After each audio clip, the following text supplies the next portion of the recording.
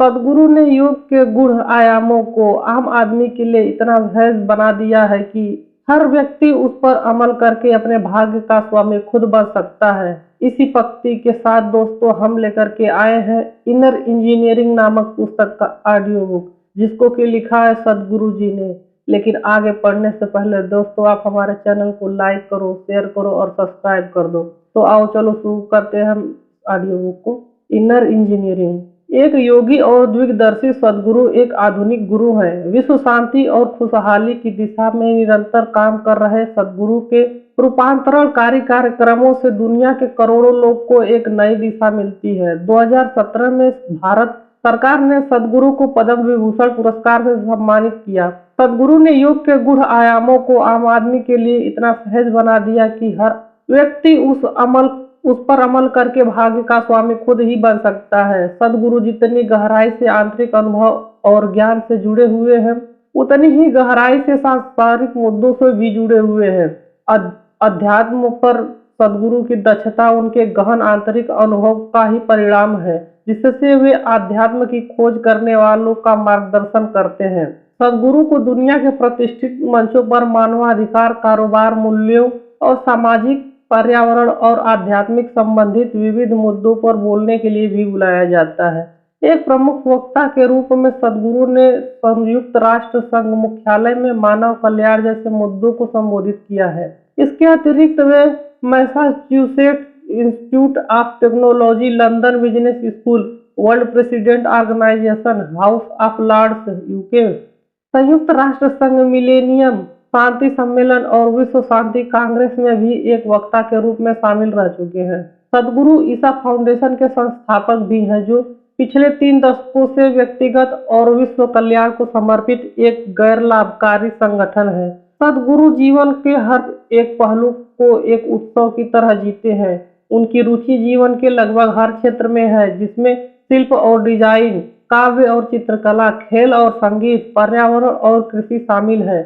ईसा योग केंद्र में स्थापित कई भवनों को सद्गुरु ने खुद ही डिजाइन किया है, जो अपनी अनूठी कलात्मकता के लिए विख्यात है। ईसा योग केंद्र आत्म रूपांतरण के लिए एक पवित्र स्थान है और सद्गुरु ने एक योगी और द्विदर्शी के रूप में इस पूरे केंद्र की प्राण प्रतिष्ठा की है। प्राचीनता के आधुनिकता में सहज विचरते हुए ज्ञात और अज्ञात के बीच एक सेतु बनकर के सद्गुरु अपने सानिध्य में आने वाले हर एक व्यक्ति को जीवन के गहरे आयामों को खोजने और उनका अनुभव करने के लिए समर्थ बनाते हैं। Inner engineering. आनंदमय जीवन के सूत्र। 2 अक्षर का एक बदनाम शब्द। एक दिन एक आदमी शंकरन पिल्लई की दवा की दुकान की तरफ जा रहा था कि उसने दुनिया के बाहर लैंप पोस्ट से लिपटा एक आदमी नजर आया। उसे देख करके वह हैरान रह गया। जब वह दुकान के अंदर गया तो उसने शंकरन से पूछा, वह आदमी कौन है, क्या हुआ है उसको? शंकरन पिल्लई ने तुरंत जवाब दे दिया, अरे वह मेरा ही ग्राहक है, लेकिन उसको हुआ क्या है? वह खांसी की कोई दवा मांग रहा था, मैंने दवा दे दी। आपने उसको क्या दवा दी? मैंने एक डिब्बा जुलाब, पेट साफ करने की दवा दे दिया और उसे यही खा लेने के लिए कहा। सिर्फ खांसी के लिए जुलाब? आपने उसे जुलाब क्यों दिया? अब जरा उसे देखो, वह खांसने की हिम्मत भी नहीं कर सकता। अपनी खुशहाली की तलाश करने वाले लोगों को भी आज दुनिया में इसी तरह का जुलाब पिलाया जा रहा है, जिसकी वजह से गुरु आज महज 2 अक्षरों का एक शब्द बनकर के रह गया है। दुर्भाग्य से हम इस शब्द का सही अर्थ भूल गए हैं। गुरु शब्द का अर्थ है अंधेरे को दूर करने वाला। आम धारणा यह है कि गुरु का काम ज्ञान और उपदेश देना या धर्म परिवर्तन करना है, पर ऐसा नहीं होता।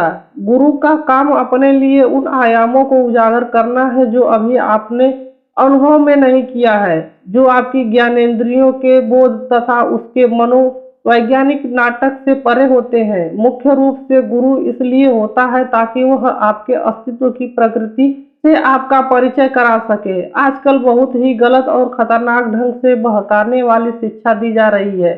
इन्हीं में से एक है इस पल में रहना। ऐसी शिक्षा देने के पीछे धारणा यह है, अगर आप चाहें तो आप कहीं और भी रह सकते हैं। भला यह कैसा संभव है? वर्तमान ही एक ऐसी जगह है जहां आप रह सकते हैं। अगर आप जीवित हैं तो इसी पल में जीवित हैं, अगर आप मरते हैं तो इसी पल में मर जाते हैं। यह पल नित्य है और शाश्वत है। अगर आप चाहते भी तो इससे कैसे भाग ले सकते हैं? अभी आपकी समस्या यह है कि आप उन चीजों को लेकर के परेशान रहते हैं जो 10 साल पहले अपने साथ घटित हुई थी। यह इस बात को सोच सोच करके परेशान रहते हैं कि कल कुछ होने वाला है, लेकिन दोनों ही जीवन वास्तविकता नहीं है। यह सब स्मृति और कल्पना के खेल है। तो क्या इसका मतलब यह हुआ कि आपको शांति पाने के लिए अपने दिमाग को मार देना चाहिए? बिल्कुल नहीं। इसका बस इतना ही मतलब है कि आपको अपने दिमाग की डोर थामने की जरूरत है। आपके दिमाग में बहुत सी अधिक यादें होती हैं तथा कल्पना की बहुत सी अधिक संभावनाएं भी होती हैं, जो लाखों साल की विकास प्रक्रिया का नतीजा है। जब आप चाहें इसका इस्तेमाल करें और जब जरूरत न हो तो इसको इस तरफ रख दें। तो ऐसे में दिमाग बहुत अच्छा उपकरण हो सकता है। अतीत से बच करके निकलना और भविष्य की उपेक्षा करना इस शानदार क्षमता को महत्वहीन बना देता है। इसलिए इस पल में रहना एक तरह से हमारे लिए मनोवैज्ञानिक रुकावट बन जाता है, जो हमारे अस्तित्व सत्य को भी नकारता है। आजकल के एक और शिक्षा दी जा रही है, एक समय में एक काम करें। यह एक लोकप्रिय स्लोगन बन गया है। जब दिमाग जैसी बहुआयामी मशीन हमारे पास है, जो बहुत सी गतिविधियों को एक साथ संभाल सकता है, तो एक समय में एक ही काम क्यों करें? बजाय इसके कि इसका उपयोग करना सीखा जा सकता है और दिमाग को साधना भी सिखाया जा सकता है। आप इसको मारना क्यों चाहते हैं? जब आप जानते हैं कि मानसिक काम करने की खुशी कैसी होती है, फिर दिमाग को संकुचित क्यों किया जाए? उसे जानबूझकर के जड़ क्यों बनाया जाए? एक और मुहावरा है जो बहुत ही अधिक फैशन में है, जिसका बिना सोचे समझे प्रयोग किया जाता है, वो है सकारात्मक सोच। जब आप इसका उपयोग एक ऐसे मंत्र के रूप में कर रहे हैं जिससे सब कुछ जल्दी से ठीक हो जाए, तब यह मंत्र नहीं बल्कि सच्चाई पर पर्दा डालने का काम करता है। जब आप अपने दिमागी ड्रामा के ऊपर काबू नहीं कर पाते, तब सकारात्मक सोच का इस्तेमाल करते हैं। शुरू में हो सकता है यह आपके जीवन को भी नए आत्मविश्वास और उम्मीद से भर दे, लेकिन वास्तव में यह बहुत सीमित है।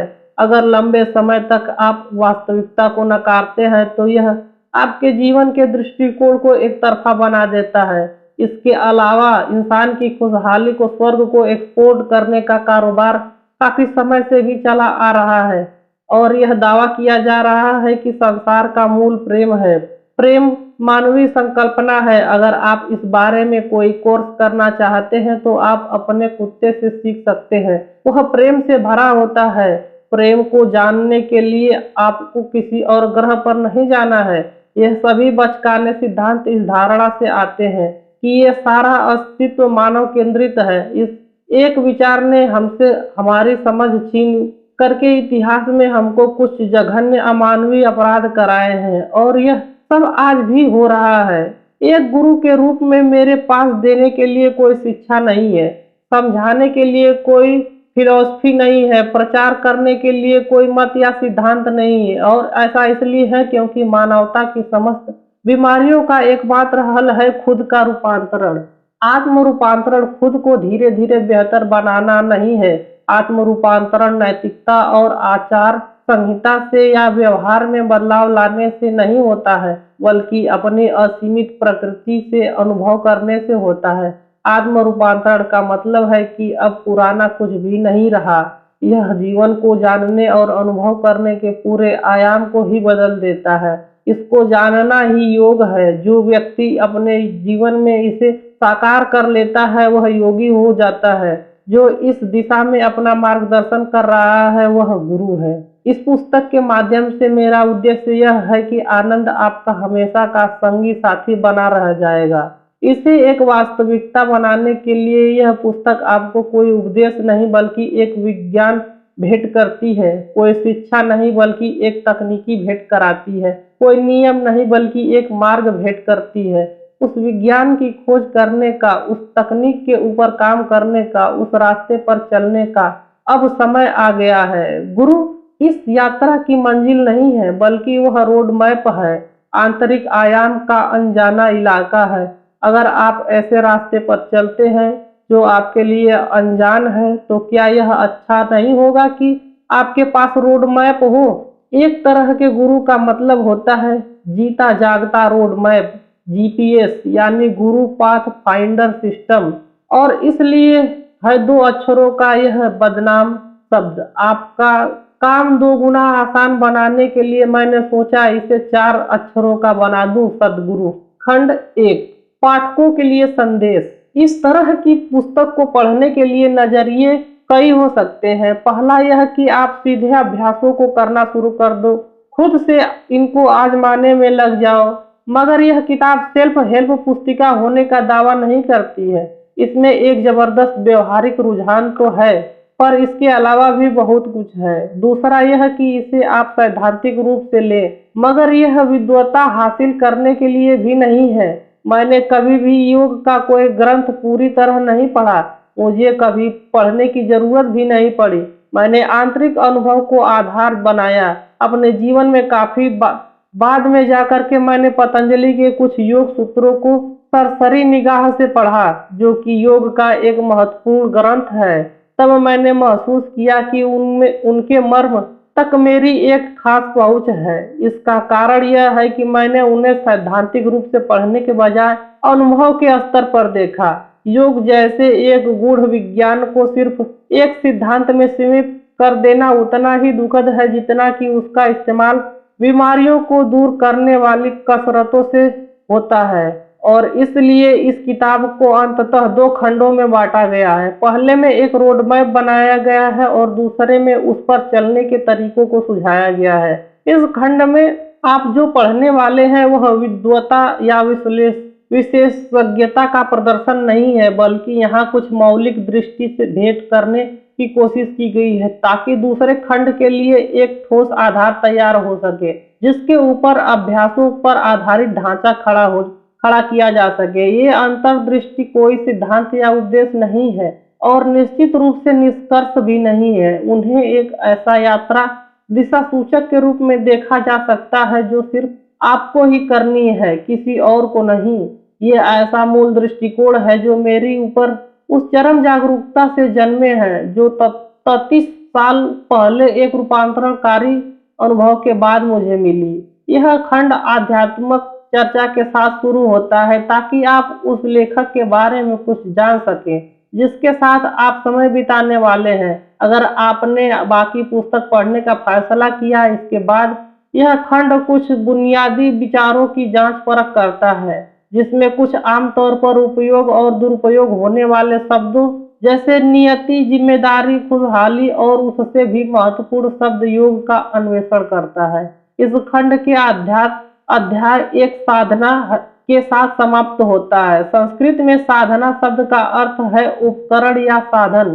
खोज के ये उपकरण आपको एक पाठक के रूप में उन पन्नों में बताए गए विचारों को प्रयोग में लाने का मौका देता है, और आप भी यह देख सकते हैं कि यह दृष्टि आपके लिए कारगर हो रही है या नहीं।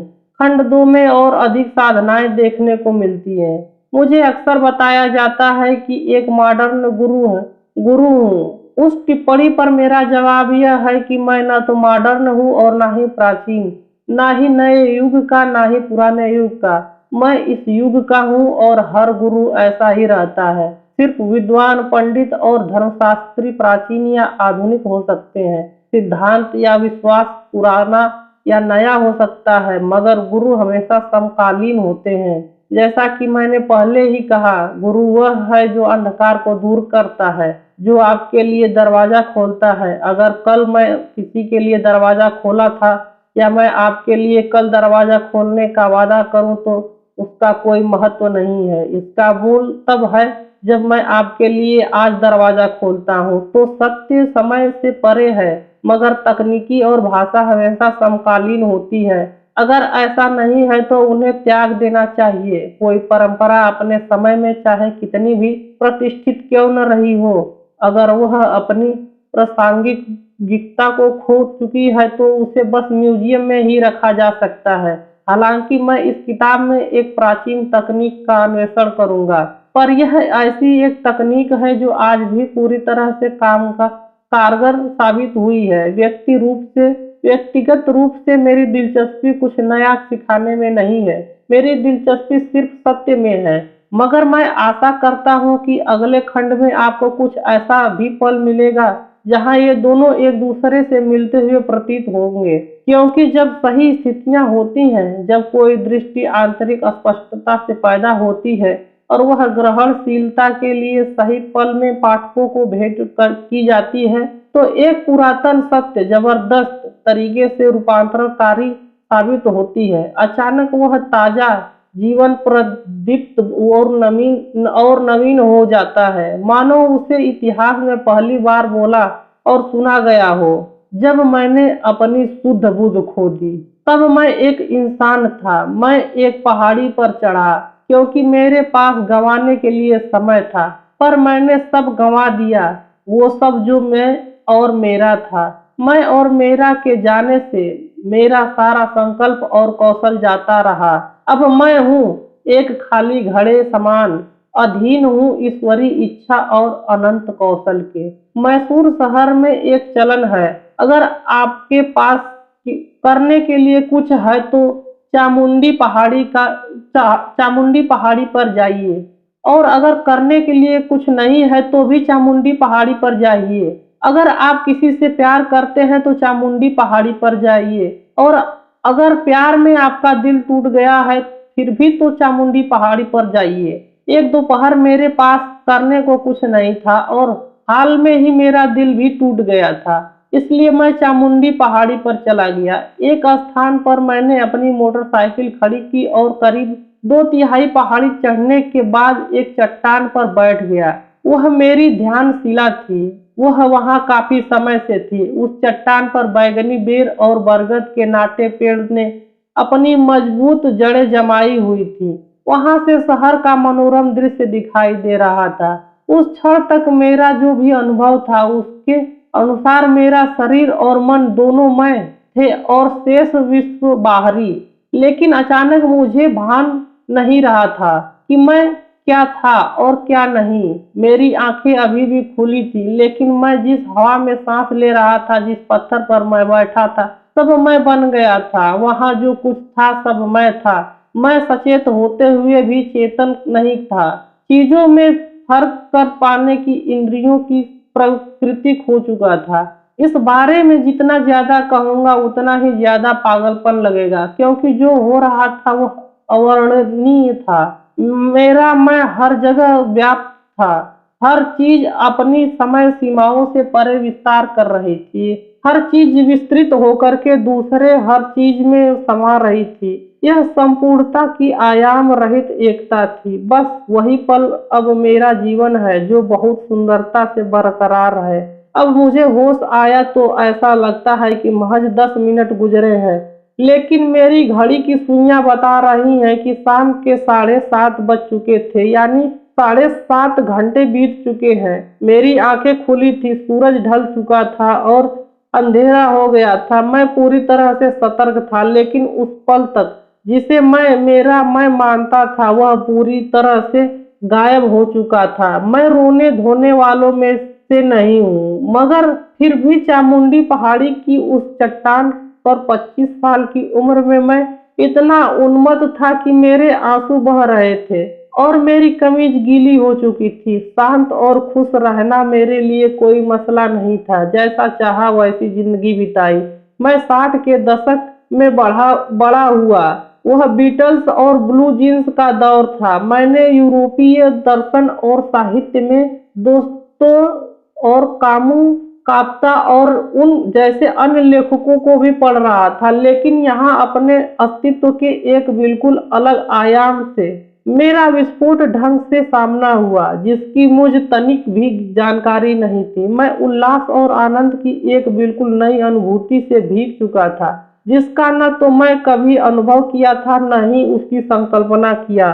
इस बारे में जब मैंने अपने संशयी दिमाग पर जोर डाला तो मुझे इतना ही समझ आया कि शायद मैं अपना मानसिक संतुलन खो बैठा हूँ। फिर भी यह सब इतना खूबसूरत था कि मैंने इसे गंवाना नहीं चाहता। अलबत्ता उस दोपहर को क्या हुआ था उसे बताने में मैं कभी पूरी तरह समर्थ नहीं हो पाया। शायद उसे बयान करने का सबसे अच्छा तरीका यह है कि मैं ऊपर गया और फिर नीचे नहीं आया। मैं फिर कभी नहीं नीचे आया, ना ही नीचे आया। मेरा जन्म मैसूर में हुआ, अपने महलों और बाग बगीचों के लिए मशहूर दक्षिण भारत की सुंदर और शाही नगरी मैसूर एक दौर में राजधानी हुआ करती थी। मेरे पिताजी डॉक्टर और माँ घरेलू महिला थी। मैं 4 भाई बहनों में से सबसे छोटा था। स्कूल में मैं ऊब जाता था और तो और मेरे लिए कक्षा में बैठना भी असंभव था, क्योंकि मैं देख सकता था कि अध्यापक जो सिखाते थे उसका उनकी अपनी जिंदगी में ही कोई मतलब नहीं था। जब मैं 4 साल का था तब घर की आया मुझे स्कूल छोड़ने जाती थी। मैंने उसे कह रखा था कि वह मुझे स्कूल के गेट पे ही छोड़ दे, अंदर नहीं आए। ज्यों ही वह मुझे छोड़कर जाती मैं पास की घाटी की तरफ भाग निकलता, जहाँ जीवन अनगिनत अनूठे रूपों में फल फूल रहा था। मैं पिताजी की दवाइयाँ, अलमारी से मिली खाली बोतलों से तरह तरह के कीड़े मकोड़े, मेढक और सांप इकट्ठे करने लग गया। कुछ महीने बाद जब माता पिता को पता चला कि मैं स्कूल से गायब रहता हूँ तो इस बारे में जानकर के वे बहुत ही नाराज हुए। घाटी के मेरे इस जीव शास्त्र के अभियान को बरसाती नाले में एक वक्त बर्बाद करना कह करके खारिज कर दिया गया। बड़ों की सुस्त और नीरस दुनिया ने मुझे इस अभियान को नाकाम कर दिया, जैसा कि मेरे साथ अक्सर होता था। तब मैंने अपना ध्यान कहीं और लगा दिया और करने के लिए कुछ और ढूंढ लिया। बाद के वर्षों में मैं जंगल के इधर उधर घूमने, सांप और मछलियां पकड़ने और पहाड़ों और पेड़ों पर चढ़ने में अपना वक्त बिताना ज्यादा पसंद करने लग गया। लंच बॉक्स और पानी की बोतल के साथ अक्सर मैं पेड़ पर सबसे ऊंची डाली पर चढ़ जाता था। शाखाओं का हिलना डुलना मुझे समाधि जैसी अवस्था की ओर लेके जाता था, जहां मैं नींद में भी होता था और पूरी तरह सतर्क भी होता था। पेड़ पर समय का बिल्कुल बोध नहीं रहता था। सुबह 9 बजे से लेकर शाम 4:30 स्कूल की छुट्टी की घंटी बजने तक वहीं बैठा रहता था। बहुत बाद में चल करके मुझे एहसास हुआ कि जीवन के उस दौर में ही अनजाने में ही मैं ध्यान करने लगा था। बाद में जब मैंने पहली बार लोगों को ध्यान सिखाना शुरू किया तो वह हमेशा झूम करके किया जाने वाला ध्यान होता था। यकीनन तब ध्यान शब्द से मेरा पाला भी नहीं पड़ा था। मुझे तो बस पेड़ का उस तरह हिलना पसंद था जिसे मुझे नींद और जागरण से परे की अवस्था में ले जाता था। कक्षा में बैठने के अलावा हर चीज में मेरा मन लगता था। यह दुनिया जिस तरह से बनी है, धरती के अलग अलग इलाकों के भूगोल और लोगों के रहन सहन के बारे में जानना, तो मैं दूर देहात की धूल भरी सड़कों की पगडंडियों पर अपनी साइकिल लेकर के निकल पड़ा और हर दिन कम से कम 35 किलोमीटर का सफर तय करता था। घर पहुंचते पहुंचते धूल और कीचड़ में बुरी तरह से सन जाता था। मैं जहां जहां जाता उस इलाके का नक्शा अपने दिमाग में खींचना शुरू कर देता था, जो कि मुझे करने में अच्छा लगता था। मैं जब भी अकेला होता अपनी आंखें बंद करने लगता। मैं मन में उन सभी स्थानों का नक्शा खींचता, हर एक चट्टान का, सभी टीलों का, एक एक पेड़ का, जुताई के बाद अलग दिखाई देने वाली जमीन, खेतों में उगती फसलें और अलग अलग मौसम से ये सब मुझे लुभाते थे। इसी वजह से मैं थॉमस हार्डी के लेखक की तरफ आकर्षित हुआ। इंग्लैंड के भूभाग के उनके वर्णन कई पन्नों में फैले रहते हैं। आसपास की दुनिया को मैं उसी तरह अपने जेहन में सहेज रहा था। आज भी वह सब मेरे दिमाग में एक चलचित्र की तरह कैद हो गया है। आज मैं चाहूँ तो बेहद स्पष्टता और बारीकी से वह सब दोहरा सकता हूँ जो मैंने उस सालों में देखा था। मैं घोर शंकाशील था। अगर मेरे परिवार वाले मंदिर जाते तो 5 साल की उम्र में भी मेरे पास उसके लिए ढेर सारे सवाल होते थे। ईश्वर कौन है? वह कहाँ रहता है? वह ऊपर है? वह ऊपर कहाँ होता है? कुछ साल बाद कई और सवाल मुझे मथने लग गए। स्कूल में बताया गया कि धरती गोल है, लेकिन अगर हमारी धरती गोल है तो किसी को कैसे मालूम है कि ऊपर किस तरफ है? इन सवालों के जवाब कभी देने नहीं दे पाया। इसीलिए मैंने मंदिर के अंदर कभी नहीं गया। मैं ऐसे में वे मजबूर होकर के मुझे जूते चप्पल की रखवाली करने के लिए पास छोड़ देते थे। वह मुझे बहुत जोर जोर से बार बार अपनी तरफ खींचते हुए पकड़ते रहते थे। वह जानता था कि अगर उसने मुझे छोड़ा तो मैं उसकी नजर हटते ही भाग जाऊंगा। बाद के सालों में मुझे यह साफ दिखता था कि रेस्तरां से निकलते हुए लोगों के चेहरे मंदिर से बाहर आने वाले लोगों के मुकाबले ज्यादा प्रसन्न रहते हैं। यह बात मुझे हैरान कर देती थी। हालांकि मैं शंकाशील था, लेकिन इसको मैंने अपनी पहचान नहीं बनाया। हर चीज को लेकर के मेरे पास ढेरों सवाल होते थे, लेकिन कभी कभी निर्णय पर भी पहुंचने की जरूरत महसूस नहीं हुई। दरअसल मुझे काफी जल्दी यह एहसास हो गया था कि मैं किसी भी चीज के बारे में कुछ भी नहीं जानता। इसका नतीजा यह हुआ कि मैंने अपने आसपास के हर चीज पर बहुत ज्यादा ध्यान देने लग गया था। अगर कोई मुझे एक गिलास पानी देता तो मैं गिलास को लगातार घूरता रहता। अगर मैं एक पत्ता उठाता तो उसको भी लगातार देखता। पूरी रात मैं अंधेरे को घूरता रहता था। अगर मैं किसी कंकड़ को देखता तो उसकी छवि मेरे दिमाग में निरंतर घूमती रहती, जिससे मैं उसके हर कण को, उसके हर कोण को जान जाता था। मैंने यह भी देखा है कि भाषा इंसान की रची एक साजिश से अधिक कुछ भी नहीं है।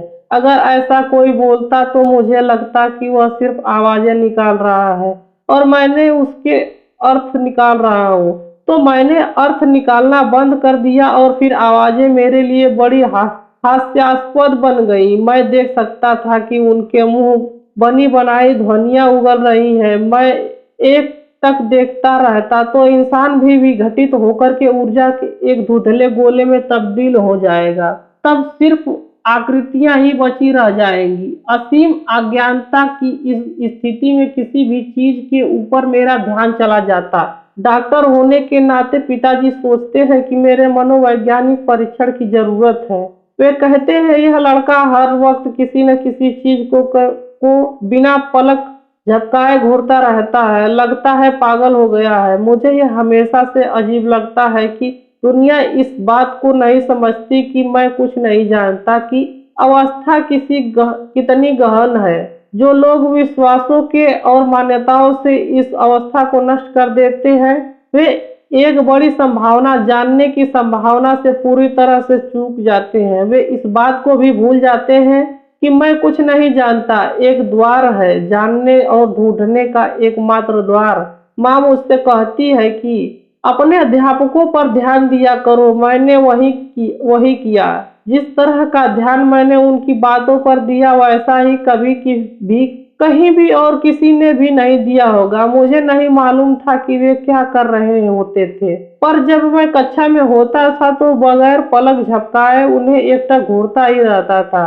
फिर कारण ये उन्हीं की यह हरकत कुछ खास पसंद नहीं आई। एक शिक्षक ने मुझसे जवाब सुनने की हर संभव कोशिश करी, लेकिन जब मैं चुप रहा तो उन्होंने मुझे कंधे से पकड़ा और पूरी तरह से झकझोर दिया। उन्होंने कहा कि तुम या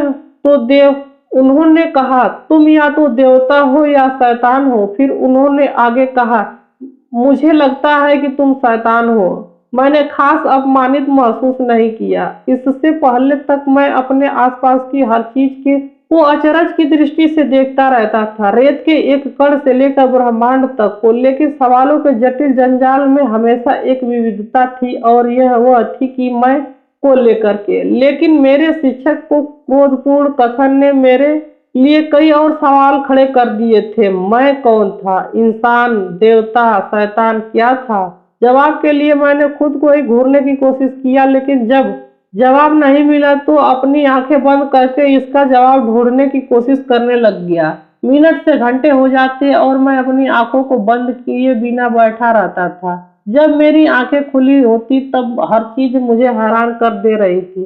चींटी, पत्ता, बादल, फूल, अंधकार, हर चीज। लेकिन मेरे लिए हैरत की यह बात थी कि जब मैं अपनी आंखें खोल बंद करता था तब मुझे चीजें मेरा ध्यान पहले से ही ज्यादा खींचती थी। जैसे कि तरह शरीर धड़कता है, फिर तरह अलग अलग अंग काम करते हैं। आंतरिक ऊर्जा किन रास्तों से गुजर करके जाती है, शारीरिक संरचना किस तरह से लय में रहती है, और यह तथ्य है कि हदें सिर्फ बाहरी दुनिया तक सीमित हैं। इस चिंतन से मेरे सामने मानव तंत्र की पूरी प्रक्रिया खोलकर रख दी।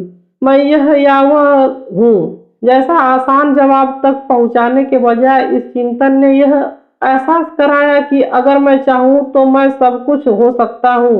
हालांकि यह किसी नतीजे पर पहुँचना भी नहीं था, मैं तो केवल उसको लेकर के मेरी निश्चिंतता भी तब जाकर के खत्म हो गई जब मैं इंसान होना क्या है कि गहन समझ पैदा हुई। स्वयं को एक स्वतंत्र इकाई के रूप में जानने की मेरी समझ को इसने पिघला दिया और मैं एक अस्पष्ट प्राणी बन गया। अजीब अजीब तरह के अपने सभी तरीकों के बावजूद एक चीज है जो अनुशासित ढंग से करता रहा, वह था मेरा योगाभ्यास। 12 साल की उम्र में गर्मी की छुट्टी में मेरे योगाभ्यास को शुरुआत हुई। हर साल दादाजी के पुश्तैनी घर पर हम सभी चचेरे भाई बहन इकट्ठे होते थे। मकान के पीछे के हिस्से में 150 फुट गहरा एक पुराना कुआं था। जब बहनें लुक्का छिपी खेलती थी तब हम लड़के आमतौर पर कुएं में कूदने और उससे बाहर आने का खेल खेलते थे। कुएं में कूदना और ऊपर चढ़ कर के बाहर निकलना दोनों ही चुनौती भरे हुए होते थे।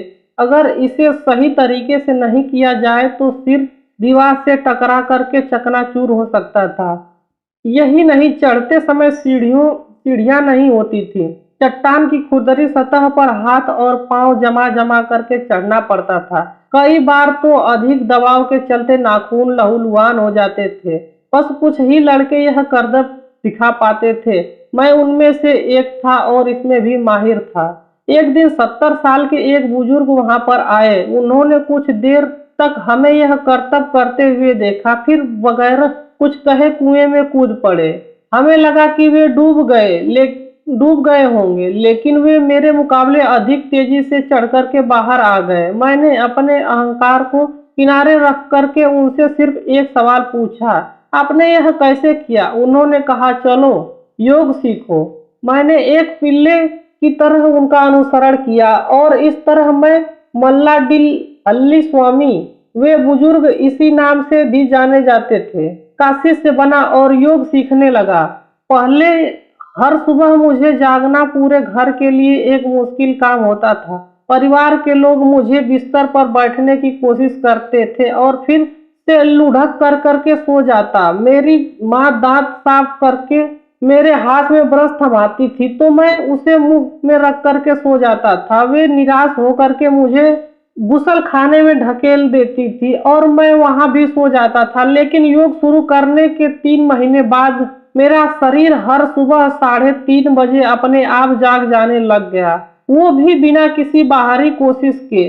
आज भी यही होता है। जागने के बाद मैं तुरंत योगाभ्यास में लग जाता हूँ। मैं किस तरह और किस हालात में हूँ इस बात से कोई फर्क नहीं पड़ता था। उसमें एक दिन भी नागा नहीं हुआ। यह आसान सा योग अंतर्मन था। यह शारीरिक योग की एक प्रणाली है जो कि मांसपेशियों और हाथ पैरों को भी मजबूत बनाती है। यह शारीरिक और मानसिक तौर पर मुझे बाकी लोगों से अलग करता था, बस इतना ही। या मैं ऐसा मानता था। समय के साथ औपचारिक शिक्षा से मेरा भरोसा उठ गया। हालांकि इसका मतलब यह नहीं था कि मैं उसमें दोष ढूंढ रहा था। मुझे इतना उत्साह और इतना जीवंतता थी कि मैं हर चीज में खुद को शामिल रखना चाहता था। लेकिन स्पष्टता उस उम्र में भी मेरी सबसे बड़ी विशेषज्ञता थी। जो मुझे पढ़ाया जा रहा था उसमें असंगतियां या खामियां मैं जानबूझ करके नहीं ढूंढ रहा था, बल्कि वे अपने आप दिख जाती थी। मैंने अपने जीवन में भी कोई चीज खोजने या पाने की कोशिश नहीं की है। मैं बस देखता हूँ कि और यह चीज अब मैं लोगों को सिखाने की कोशिश कर रहा हूँ। अगर आप वाकई अध्यात्म को जानना चाहते हैं तो कोई चीज को पाने की कोशिश मत कीजिए। लोगों को लगता है कि अध्यात्म ईश्वर या सत्य या परम तत्व को खोजना या पाना है। समस्या यह है कि आपने खुद ही यह तय कर लिया है कि आप क्या खोजना चाहते हैं। आप जिस चीज को ढूंढ रहे हैं वह महत्वपूर्ण नहीं है, बल्कि देखने की क्षमता महत्वपूर्ण है। दुनिया में आज बगैर किसी उद्देश्य के देखने की क्षमता खो गई है। हर कोई मनोवैज्ञानिक प्राणी बन गया है। वह हर चीज का मतलब निकालना चाहता है। खोजना किसी चीज की तलाश नहीं, यह आपके बोध, आपके देखने की क्षमता को बढ़ाता है। हाई स्कूल के बाद मैसूर विश्वविद्यालय के पुस्तकालय में मैं अपना पढ़ाई खुद करने का बीड़ा उठाया। मैं वहां सबसे पहले सुबह 9 बजे पहुंच जाता था और रात 8:30 बजे सबसे आखिर में बाहर निकलता जाता। सुबह के नाश्ते और रात के खाने के बीच किताबें ही मेरा सहारा होती थी। हालांकि मैं हमेशा से भूखड़ था, लेकिन पूरे साल मैंने दिन का भोजन नहीं किया। मैंने काफी किताबें पढ़ी, होमर से लेकर पॉपुलर मैकेनिक्स तक, काफ्का से लेकर कालिदास तक, दांतों से लेकर डेनिस द मेनस तक सबको पढ़ा। उस एक साल में मैंने काफी जानकारी हासिल की, लेकिन अब सवाल पहले से और भी ज्यादा हो गए थे। मेरी माँ ने आंसुओं ने मुझे मजबूर कर दिया कि मैं मैसूर विश्वविद्यालय में अंग्रेजी साहित्य पढ़ूं, लेकिन मैं अपने साथ हर वक्त अनंत सवाल ढोना जारी रखा। पुस्तकालय और मेरे अध्यापक दोनों के पास इसके जवाब नहीं थे। एक बार फिर मेरा ज्यादातर समय कक्षा से बाहर बीतने लग गया। मैंने देखा कि कक्षा में सिर्फ नोट्स लिखवाने का काम ही होता था और स्टेनोग्राफर बनने का मेरा कोई इरादा नहीं था। मैंने एक बार एक अध्यापिका से कहा वे नोट्स दे दें ताकि मैं उसकी फोटो कॉपी करा सकूं। इससे उनकी लिखाने की समस्या और कक्षा में हाजिर रहने की मेरी मजबूरी भी खत्म हो जाएगी। अंततः सभी शिक्षकों के साथ मैंने एक समझौता कर लिया। वे कक्षा में मेरी गैर हाजिरी से ज्यादा खुश थे। वे हर रोज मेरी हाजिरी लगाने लग गए। महीने की आखिरी तारीख को हाजिरी गिनी जाती थी। उस दिन में मैं कक्षा में यह सुनिश्चित करने के लिए आता था कि वे अपने वादे पर कायम हैं या नहीं हैं। हम कुछ लोगों का यह समूह विश्वविद्यालय परिसर के मैदान में बरगद के विशाल पेड़ के नीचे जमा होने लग गया। किसी ने इसका नाम बनियान ट्री क्लब रखा और यह नाम हमारी पहचान बन गई। क्लब का आदर्श वाक्य था, हम बस मजे के लिए यह करते हैं। हम उस पेड़ के नीचे अपनी अपनी मोटरसाइकिलों पर इकट्ठे होते और कई मुद्दों पर घंटों बतियाते। जावा मोटरसाइकिल को पहले से भी अधिक तेज कैसे चलाएं से लेकर के इस दुनिया को एक बेहतर जगह कैसे बनाएं तक। हाँ, हम अपनी मोटरसाइकिल से कभी नहीं उतरते थे। ऐसा करना तो उसका अनादर ही था। विश्वविद्यालय की पढ़ाई पूरी होने तक मैं सारा देश घूम चुका था। शुरू में मैंने अपनी मोटरसाइकिल से दक्षिण भारत की यात्रा की। बाद में मैं अपनी पूरी मोटरसाइकिल से पूरा देश घूमा। इसके बाद देश की सीमाओं से बाहर का रुख करना स्वाभाविक ही था। लेकिन मैं जब भारत नेपाल सीमा पर पहुंचा तो मुझे बताया गया कि मोटरसाइकिल का रजिस्ट्रेशन और ड्राइविंग लाइसेंस इसके लिए काफी नहीं है। मुझे और भी कागजात चाहिए थे। इसके बाद यह मेरा लक्ष्य बन गया कि मैं किसी तरह इतने पैसे कमा सकूं कि अपनी मोटरसाइकिल पर दुनिया की सैर कर पाऊं। यह सिर्फ घूमने की लालसा नहीं थी, सच तो यह था कि मैं बेचैन था। मैं कुछ जानना चाहता था। मुझे नहीं मालूम था कि मुझे क्या जानना है। मुझे यह भी नहीं मालूम था कि इसके लिए मुझे कहाँ जाना चाहिए, लेकिन मैं अपने अंतर्मन में जानता था कि मुझे और ज्यादा चाहिए। मुझे नहीं लगता कि मैं आवेग में आकर कुछ करता था, बस मेरा झुकाव जीवन की ही ओर था। मैं अपने कामों के नतीजों को आंकता था। वे जितने खतरनाक होते थे, मुझे उतना ही आकर्षित भी करते थे। किसी ने एक बार मुझसे कहा था कि तुम्हारी रक्षा करने वाले देवदूत जरूर बहुत कृपालु होंगे और उन्हें जरूरत से भी ज्यादा काम करना पड़ता होगा।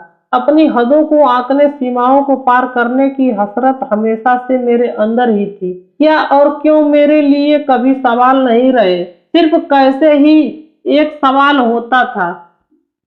अब मैं पीछे मुड़ करके देखता हूँ तो एहसास होता है कि जिंदगी में मैंने कभी कुछ बनाने के बारे में ही नहीं सोचा। मैं सिर्फ यह सोचता था कि जीवन को कैसे जीना है, और मैं जानता था कि कैसे सिर्फ मैं ही यह तय कर सकता हूँ और यह मेरे अंदर से होगा। उन दिनों मुर्गी पालन की जबरदस्त मांग थी। मैं कुछ कमाना चाहता था ताकि अपने बेलगाम और निरुद्देश्य घूमने की इच्छा पूरी कर सकूं। तो मैं इस धंधे में घुसा। मेरे पिताजी ने कहा, मैं लोगों को क्या कहूंगा, यही कि मेरा बेटा मुर्गी पालता है।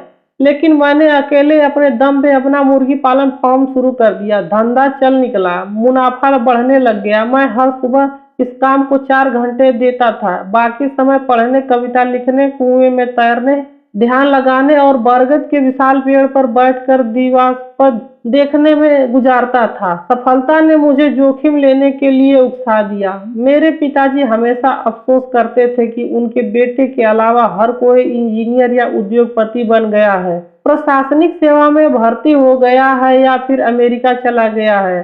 हर जगह जिस किसी से मैं मिला, मेरे दोस्त, रिश्तेदार, मेरे स्कूल कॉलेज के पुराने शिक्षक, वे कहते हैं, वो हमें लगता है कि तुम अपनी जिंदगी में कुछ बनोगे, पर तुम तो इसे बर्बाद कर रहे हो। मैंने इस चुनौती को स्वीकार कर लिया। एक सिविल इंजीनियर दोस्त के साथ साझेदारी में मैंने भवन निर्माण का व्यवसाय शुरू किया। 5 साल में हम एक बड़ी कंस्ट्रक्शन कंपनी बन गए और हमारी गिनती मैसूर के अग्रणी ठेकेदारों में होने लग गया। मेरे पिताजी को यकीन नहीं होता था, लेकिन वे खुश थे। मैं जोश से भरपूर और अपने इरादों का पक्का था। मुझ में विश्वास और उत्साह था और मैं नई चुनौतियों के लिए तैयार रहता था। जब मैं आपको हर काम में सफलता मिलने लगी तो लगता है कि सभी ग्रह आपके चक्कर काट रहे हैं, न कि सूरज के। जब सितंबर 1982 को उस दोपहर को मैंने अपनी चेक मोटरसाइकिल से चामुंडी पहाड़ी पर जाने का फैसला किया, तब मैं इसी तरह का नौजवान था। तब मुझे अंदाजा भी नहीं था कि मेरी जिंदगी पहले की तरह नहीं रह जाएगी। बाद में मैं जब अपने दोस्तों से इसके बारे में बातचीत करने की कोशिश की कि उस समय पहाड़ी पर मुझे क्या हुआ था, तो वे मुझसे बस इतना ही कह सकते, क्या तुमने भी पी रखी थी?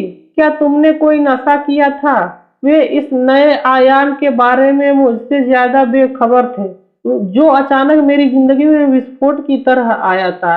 इससे पहले कि मैं इसका मतलब निकालना शुरू करता, मुझे फिर वही अनुभव हुआ। 1 हफ्ते के बाद घटना है। परिवार वालों के साथ मैं खाने की मेज पर बैठा था। मुझे लगा कि वह बस 2 मिनट तक चला, लेकिन 7 घंटे बीत चुके थे। मैं पूरे होशो हवास में वहीं बैठा था, लेकिन जिस मैं को मैं जानता था वह अब कहाँ वहां नहीं बचा था। बाकी सब कुछ वहां मौजूद था और हर वक्त गुजरता गया। मुझे याद है कि परिवार के कई लोगों ने मुझे कंधों पर थपकी भी दी थी, मुझसे पूछा था कि क्या हुआ, मुझे से खाना खाने को कहा गया है। मैंने बस अपना हाथ उठा करके उन्हें जाने के लिए कहा।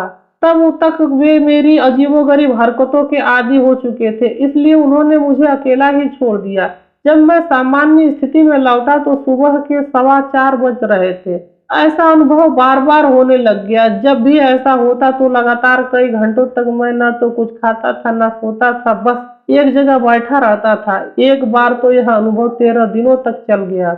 जब यह शुरू हुआ तब मैं एक गांव में था। यह अवस्था अभिभूत करने वाली और अकथनीय शांति तथा परमानंद की अवस्था थी। गांव वाले मेरे इर्द गिर्द इकट्ठे हो गए और एक दूसरे से फुसफुसाने लग गए। ओह, ये जरूर समाधि में होंगे। समाधि शरीर से परे आनंद की एक आस्था है, जिसके बारे में भारतीय आध्यात्मिक परंपराओं में काफी कुछ लिखा गया है। भारत उसी तरह का देश है जिसमें लोगों की आध्यात्मिक की परंपरा समझ है, पर मुझे उसका जरा भी अंदाजा नहीं था। मैं तो ब्लू डेनिस जींस पहनने वाला इंसान था।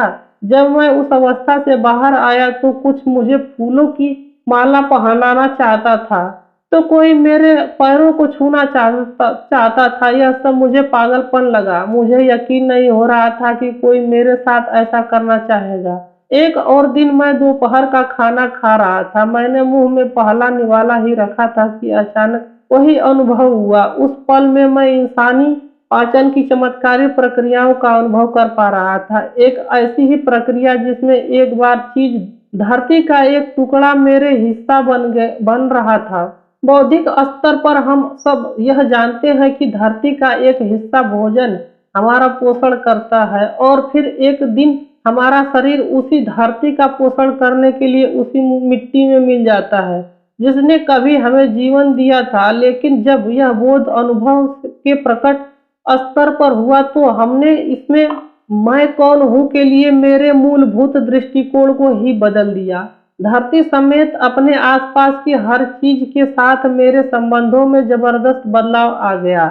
हम में से हर एक में मौजूद उस असाधारण बुद्धिमत्ता के प्रति मैं जागरूक होता चला गया जो रोटी के एक टुकड़े या एक सेब की एक ही दोपहर में इंसानी शरीर में रूपांतरित कर सकता था। यह कोई छोटी बात नहीं। जब मैंने अपनी पूरी चेतना में उस बुद्धिमत्ता को, जो सृष्टि का स्रोत है, और स्पर्श करना शुरू किया, तो मैंने अपने आसपास की अकथनीय लगने वाली चीजें घटित होने लग गई। मैं जिन चीजों को स्पर्श किया वे किसी न किसी तरीके से रूपांतरित हो गई। लोग मेरी तरफ देखते थे और उनकी आंखों से आंसू बहने लगते थे। कई बार लोगों ने दावा किया कि बस मुझको देखने भर से उन्हें शारीरिक और मानसिक पीड़ा से मुक्ति मिल गई। मैंने खुद को भी कुछ ही घंटों में ऐसा बीमारियों से स्वस्थ होते हुए पाया, जिनसे ठीक होने में मुझे सामान्य चिकित्सक देखभाल के माध्यम से महीनों लग गए होते। हालांकि इन सब पर बातों को मैंने कोई महत्व नहीं दिया। बहरहाल बाहरी और अंदरूनी हकीकत को रूपांतरित करने की मेरी यह क्षमता मेरे भीतर और मेरे आसपास आज भी काफी नाटकीय ढंग से जारी है। ऐसा नहीं था कि मैंने इसे हासिल करने के लिए अपनी तरफ से कोई कोशिश की थी। बस बात इतनी सी थी कि एक बार जब मैं कोई बुद्धिमत्ता के इस गहन आयाम के संपर्क में आ जाता, तो जो यहाँ पर हमारे अस्तित्व का आधार है, वो जीवन स्वाभाविक रूप से चमत्कारी बन जाता था। लगभग 6 से 8 हफ्तों में यह अविश्वसनीय अनुभव एक जीती जागती हकीकत बन गया। इस दौरान मेरे बारे में हर चीज नाटकीय ढंग से बदल गई। मेरी शारीरिक बनावट, मेरी आंखों का आकार, मेरे चाल ढाल, मेरे आवाज और कद काठी सब इतनी तेजी से बदलने लग गए कि मेरे आसपास के लोगों ने भी इस पर गौर किया।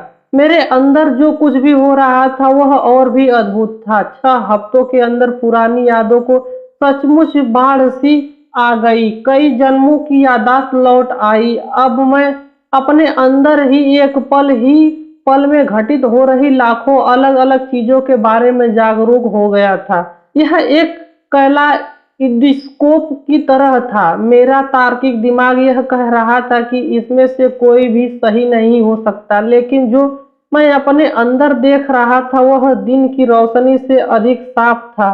लेकिन मैं मन ही मन यह उम्मीद कर रहा था कि यह गलत हो। मैंने खुद को हमेशा एक चतुर युवक की तरह जाना था। अचानक मैं स्वयं को एक नासमझ और बेवकूफ नौजवान जैसा महसूस करने लगा था, और इस हैरानी से मैं समझौता नहीं कर पा रहा था। लेकिन यह जानकर के मुझे और भी खीज हुई कि मेरी याददाश्त जो बता रही थी वह सच था। उस समय तक मेरी कोई भी चीज जो बुद्धि और तर्क के ढांचे में फिट नहीं होती थी, उसे स्वीकार करने में मैं पूरी तरह से इनकार कर देता था। धीरे धीरे मुझे यह एहसास होने लगा कि यह जीवन ही है जो चरम बुद्धिमत्ता है। इंसानी बुद्धि तो सिर्फ चतुराई है जो जिंदगी चलाने के लिए उपयोगी है, लेकिन इसकी बुद्धिमत्ता जीवन और सिर्फ जीवन और जीवन का स्रोत है। इसके अलावा कुछ भी नहीं है। दुनिया को बताया गया है कि ईश्वर प्रेम है, ईश्वर करुणा है, लेकिन अगर आप सृष्टि पर गौर करते हैं तो आपको एहसास हो जाता है कि ईश्वर या जो भी सृष्टि का स्रोत है वह सर्वोच्च बुद्धिमत्ता है जिसकी आप कल्पना कर सकते हैं। हम में से यह हर किसी को मौजूद और उस सर्वशक्तिशाली बुद्धिमत्ता का लाभ उठाने की कोशिश करने के बजाय हम अपनी तार्किक बुद्धि का इस्तेमाल करना पसंद करते हैं। तार्किक बुद्धि कुछ खास परिस्थितियों में उपयोगी है, लेकिन यह काफी सीमित है। दूसरों की भावनाओं के प्रति मैं खुद को ही अत्यधिक संवेदनशील भी महसूस करने लगा। सड़क पर किसी भी अनजान व्यक्ति को तकलीफ में देख करके मैं रोने लगता था। मैं यह यकीन नहीं कर पाता था कि लोग कितना अधिक क्लेश सहते हैं, लेकिन जब यहाँ एक मैं हूँ जिसके भीतर बेवजह परमानंद फूट रहा है। मुझे यह एहसास होने में थोड़ा समय लगा कि मेरे साथ जो हो रहा है वह आध्यात्मिक है। मैं यह समझने लगा कि पवित्र परंपराओं और धर्म ग्रंथों में जिसे चरम अनुभूति कहा गया है वह मेरे साथ घटित हो रही है। जो भी मैं अनुभव कर रहा था वह दरअसल सबसे सुंदर चीज है जो किसी इंसान के साथ हो सकती है। पल पल मेरे शरीर की हर कोशिका परमानंद से विभोर हो रही थी। लोग बचपन की बड़ाई इसलिए करते हैं क्योंकि एक बच्चा बेवजह हंस सकता है और खुश रह सकता है, लेकिन मैंने देखा कि वयस्क जीवन में भी किसी के लिए परमानंद में रहना संभव है। यह हर इंसान के लिए है, क्योंकि हम जो भी कुछ अनुभव करते हैं वो हमारे अंदर से ही घटित होता है। मुझे एहसास होने लगा कि मेरे शरीर में बदलाव असल में मेरी पूरी आंतरिक संरचना का पुनर्गठन था। मैं 12 साल की उम्र में हठ योग का अभ्यास करता आ रहा था, 13 साल तक किया, और वह योग इस समय फलीभूत हुआ। योग दरअसल शरीर में पुनर्निर्माण का ही एक तरीका है, ताकि वह ज्यादा बड़े मकसद की पूर्ति भी कर सके। मानव शरीर हाड़ मांस के एक टुकड़े की तरह भी काम कर सकता है, और सृष्टि के स्रोत के रूप में भी इंसान के ईश्वरीय हस्ती में बदलने की एक पूरी तकनीक है।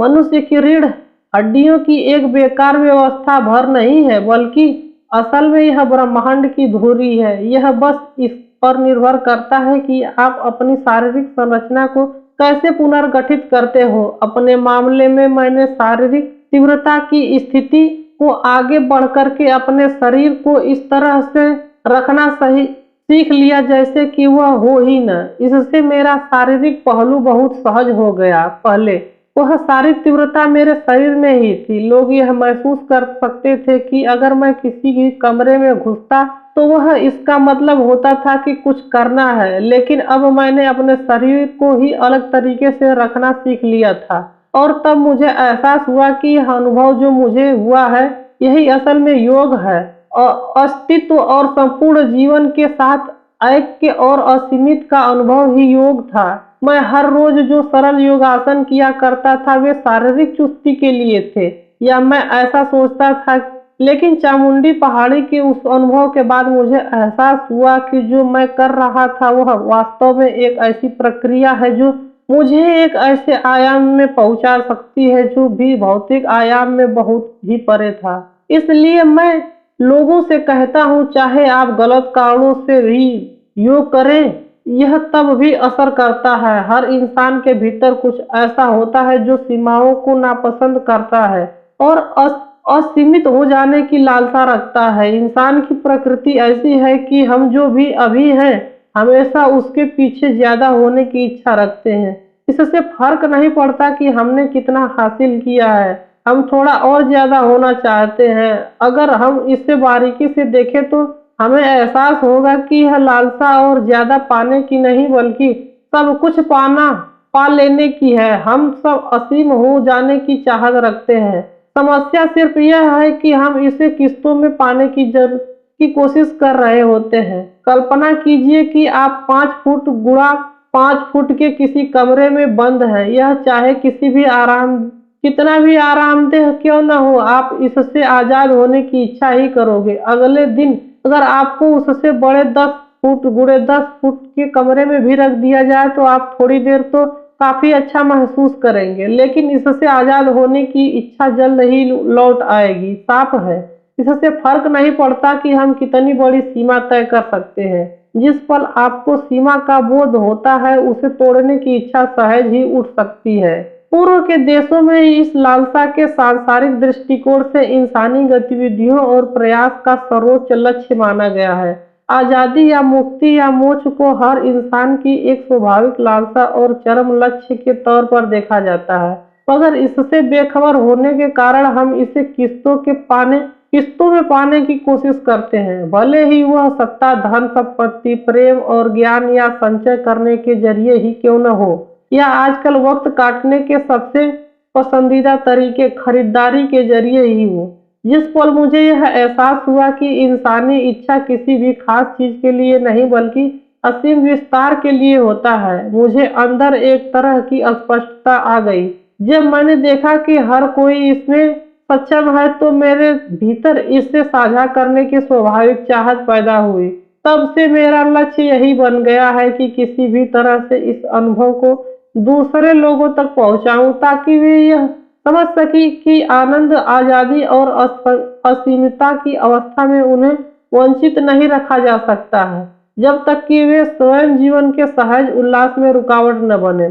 चामुंडी पहाड़ी पर उस दोपहर के बाद परम आनंद की मेरी जो यह अवस्था थी, वह न तो कोई दूर की संभावना थी और न ही कोई कोरी कल्पना थी। यह उन लोगों के लिए भी एक जीता जागता सच है जो इच्छुक हैं। यह हर इंसान का जन्म सिद्ध अधिकार है। हर मुश्किल का हल है आपके अंदर ही है।